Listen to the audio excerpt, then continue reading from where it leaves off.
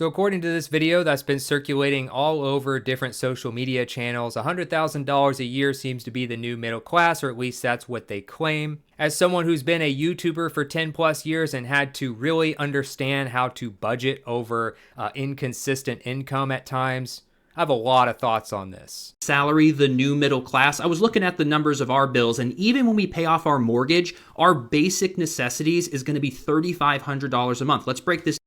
$3,500 a month after you pay off your mortgage. I think they're definitely doing something wrong here. It also depends on where you live as well. And it also may depend on whether or not they have kids. So even if our house is paid off, we still have $1,000 a month for our house payment because we have property taxes, homeowners insurance, HOA, electric, water, ADT, internet. So it's $1,000. Our health. Okay, so he basically says that their home is still going to cost them $1,000 a month after they pay off their mortgage, which seems pretty high. It also depends on a lot of different things. But for me, it's a little bit lower than that. It's about 150 or so lower than that. But they have things like HOA, depending on where you live. If you live like in a community or a neighborhood by like a particular builder and you all have like quarter-acre lots or something like that, a lot of times you do have HOA, and that could be, $100 a month, a few $100s a month, depending on where you live. Now, you can live further out where there's no HOA. Home insurance can go down. It doesn't automatically go down when you pay off your house, but when it comes to home insurance, you can raise your deductible to get it lower per month because what is the likelihood of you using it, especially after you get a new roof. It might be something to consider. Obviously, it just depends on your situation. You should obviously not take this as financial advice, but do your own research. He is lumping in the internet bill and things like that in there as well, which does make sense. Good internet is going to cost you, $50 to $100 a month, most likely. Home insurance could easily be a couple $100 a month. Your property taxes, depending on where you live, can be higher or lower. Also, you can get your property taxes down significantly if you live somewhere where you have some land, like say 10 plus acres, and then you can do a lot of different things to get farm exemptions, which lowers that significantly. But if you're just like in an average neighborhood, then yes, that's probably pretty close to what you would still have to pay. And car insurance is about $800 a month. Now, when he says $800 a month in insurance, I guess that's between the two of them. I'm guessing he's talking about him and his significant other. He hasn't mentioned anything about kids yet.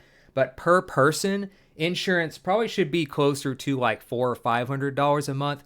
But if you are paying for health insurance, like if you're a business owner like me, for instance, you might have to buy your own health insurance through the government's marketplace, healthcare.gov or something like that. And that can easily be like $300 or $350 a month just for you individually. It's ridiculously expensive. And then dental is usually pretty cheap. Usually dental is like $10 a month or less, but they require you a lot of times to get dental with the health insurance. You can't just buy dental by itself unless there's some other workarounds outside of healthcare.gov. So per person, if you're not factoring in health insurance, which could be provided by your job, could be closer to something like $400 a month, but it just really depends on if you're factoring in health insurance on top of that. So you also have to look at this on a per person basis, not in a per couple or per household basis. Groceries are $1,200 a month for me and my wife. We spend about $100 every 3 days. Okay, so this makes no sense to me. How are you spending $1,200 a month on groceries between two people? I would say for me, by myself, if I'm just shopping for myself, $200 to $300 a month for groceries. If you do it smart and you buy, say, store brands and you plan your meals ahead, you can actually get out and save a lot of money on food. Now, I don't know if he's factoring in eating out as well. That would change things. Eating out is quite expensive. A fast food meal in today's economy is like $15, which is kind of crazy. But groceries by themselves, he just said groceries, and he's saying they're spending $100 every 3 days on groceries. I don't know what they're eating. They seem like they're a little bit bougie on the grocery side. I would say they could cut that easily to, half of that at least, and it's between two people. So he says him and his wife. There's a good chance his wife doesn't eat as much as him as well. So if I redid their grocery budget, I could probably get it down to at least like $500 or $600. And that it does include paper towel, trash bags, etc. But everything at Publix, $1,200 a month. We've got gas for $150. We have a... And by the way, when I mentioned that my personal like grocery budget, I do include trash bags, paper towels, and all that stuff. Literally anything you get at the grocery store, even supplements and all the other stuff. Now he also says gas is $150 a month. $150 a month is, I don't know if they're commuting or just one of them is commuting or how that works exactly. I work remotely, so I don't spend nearly that much. It's probably like a third of that for me if you work remotely.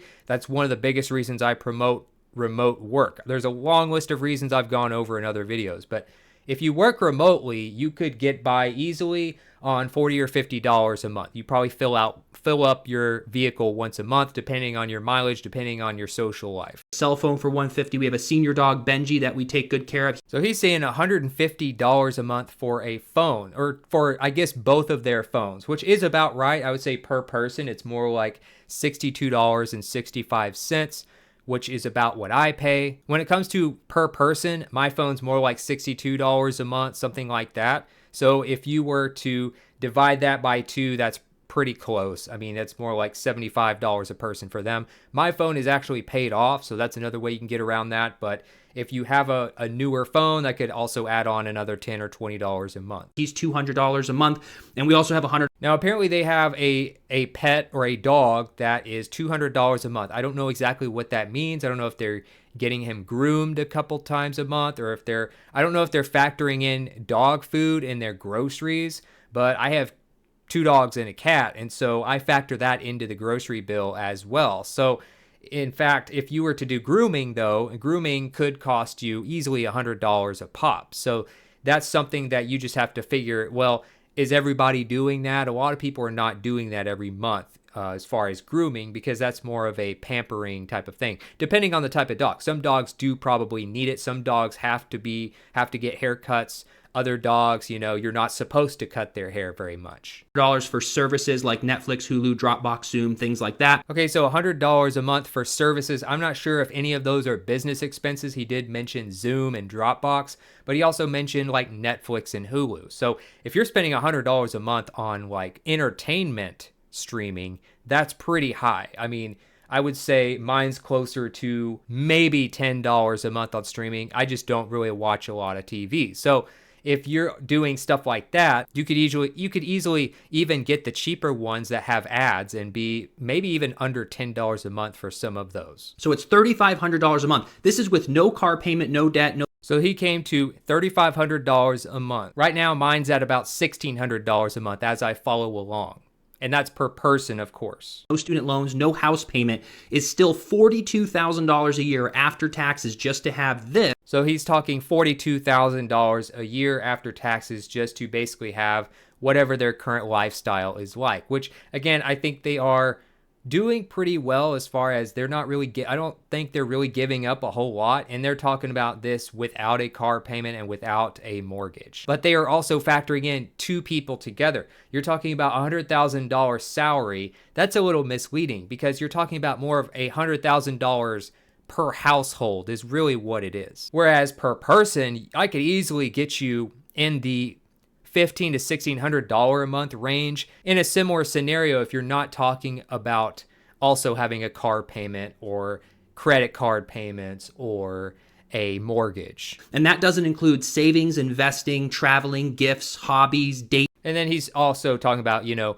basically splurging on entertainment, going out to eat, hobbies, things like that. So obviously, yeah, that can cost more as well. Going out just about anywhere can cost you $100 easily. And also traveling, of course, can cost you thousands of dollars per trip. So the average take-home pay in the United States, just a rough average across all states, is something like $75,000 a year after taxes, which is basically $6,250 per month. Now, if you subtract the $3,500 per month budget that they are using for a couple, they still are saving $2,750 per month. And again, $100,000 between 2 people. So they could both average $50,000 each, which is nowhere close to a $100,000 salary by itself. So the word $100,000 salary is pretty misleading in this video, although he does make some good points about the cost of living these days. Now, again, most people are not going to be rent-free, mortgage-free, car payment-free, and credit card debt-free, like this example. Now, credit card debt can vary quite a bit, but if I subtracted what would be pretty close to my mortgage and car payment, you would still be saving something like $1,695 a month on a $100,000 salary. But that's based on their budget, not mine. So I was adding just one car payment and one mortgage based on values that I've actually paid. And that's in today's economy, of course. Now, if I factored in my budgeting style and I added a mortgage and I also added a car payment, so this would be like one single person if they budgeted. And now this is, again, using my strategies. Their strategies might be a little bit higher end. They might have a higher end lifestyle. And I'm also not factoring in like spending money for just spontaneous purchases or spontaneous dates, things like that. So this is just like core. You don't go anywhere. You stay home. You work remotely, that kind of thing. $2,670 a month or so per person. Now, there is one more thing that I didn't really notice him mention, which is utilities. Utilities can vary quite a bit depending on where you live, but as far as what you could pay just for an average house in the US, I would say probably about $300 a month or so in electricity and water. So that would put you at about $2,970 if you did have a mortgage and a car payment, and that's per person basically to have a home. Now, if you had everything paid off, you might be able to get by on a budget of something like $2,500 to $2,600 per person. And when I say per person, I mean like if you live by yourself and have a home. If somebody moves in with you, obviously you are sharing a lot of these things. So really, I think you could get by with $100,000 a year much easier than a lot of people realize, although a lot of expenses have gone up over the past few years, especially since the pandemic. And of course, one of the biggest issues right now is the job market. People are not getting paid more. Inflation is making things more expensive every single year. But I think one of the biggest issues here is not just the cost, but the job market itself.